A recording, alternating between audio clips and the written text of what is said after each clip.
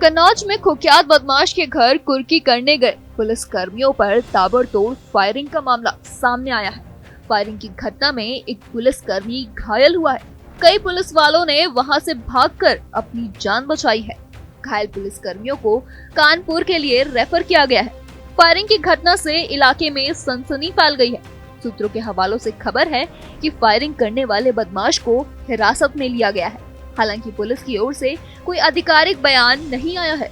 दरअसल पूरा मामला विशुनगढ़ थाने क्षेत्र के वीरपुरा नगरीय गांव का है, जहां करीब 30 से ज्यादा गंभीर मुकदमों में फरार चल रहे कुख्यात अपराधी मुन्ना यादव के घर स्थानीय पुलिस कुर्की करने का नोटिस लगाने गई थी। मुन्ना यादव ने अपना गांव घर से दूर बीच खेतों में सुनसान जगह पर बना रखा था। मुन्ना वहीं से अपनी जुर्म की दुनिया का खेल खेलता था। मुन्ना अपने 3 बेटे और पत्नी के साथ रहता था। 2 बेटों की शादी हो गई थी। इसी कारण से दोनों बेटों की पत्नियां वापस अपने ससुराल नहीं आ रही थी। मुन्ना का सबसे छोटा बेटा, जिसकी उम्र करीब 15 साल बताई जा रही है, वही मुन्ना के साथ हमेशा रहता था।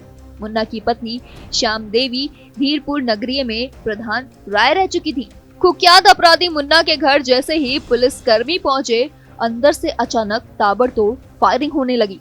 ताबड़तोड़ फायरिंग में एक पुलिसकर्मी की जांघ पर एक गोली आर पार हो गई। पुलिसकर्मी वहीं पर तड़पते हुए गिर पड़ा। अचानक फायरिंग से सभी पुलिसकर्मी सन्न रह गए और मौके पर भगदड़ मच गई। इसके बाद अन्य पुलिसकर्मियों ने घायल साथी को अस्पताल लेकर पहुंचे। घटना की जानकारी एमडी को हुई तो भारी पुलिस बल के साथ मौके पर पहुंचे और चारों तरफ से कुख्यात अपराधी मुन्ना यादव के घर को घेर लिया गया। जैसे ही पुलिसकर्मी कुख्यात अपराधी के घर की तरफ बढ़ने की कोशिश की, इसी बीच फिर से घर के अंदर से फायरिंग होने लगती है, जिसके चलते पुलिस घर के पास तक नहीं पहुंच पा रही थी। जिसमें एक विशुनगढ़ थाने का कांस्टेबल घायल अवस्था में यहाँ लाया गया। उनके साथियों द्वारा बताया गया कि इसको गोली लगी है, जिसका फर्स्ट एड देके और हायर सेंटर के लिए रेफर कर दिया गया। क्या गोली लगी थी कि आपने जब हट किया? उसमें एक ही गोली लग रही थी, एक तो एंट्री उंड था और एक एग्जिट उंड था। तो कहाँ पर गोली लगी थी? ये थाई में, बीच थाई में लगी थी।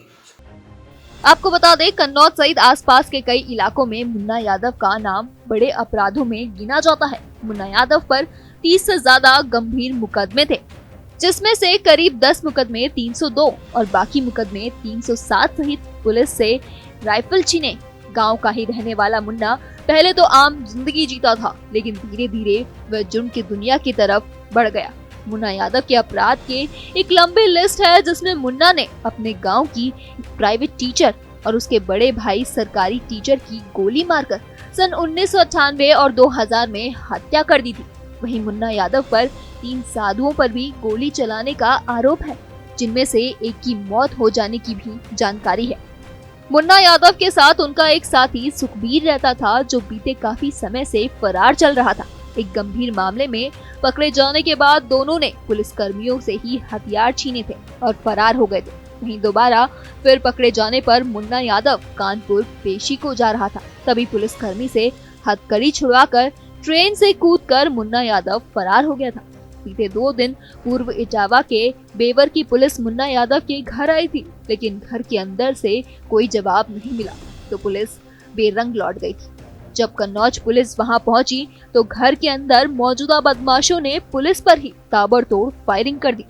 फिलहाल बताया ये जा रहा है कि पुलिस ने मकान के अंदर दाखिल होकर बदमाश को पकड़ लिया है और गुप्त रास्ते से निकल गई है। पुलिस अपराधियों को कहां ले गई है, इसकी जानकारी नहीं लग पाई है।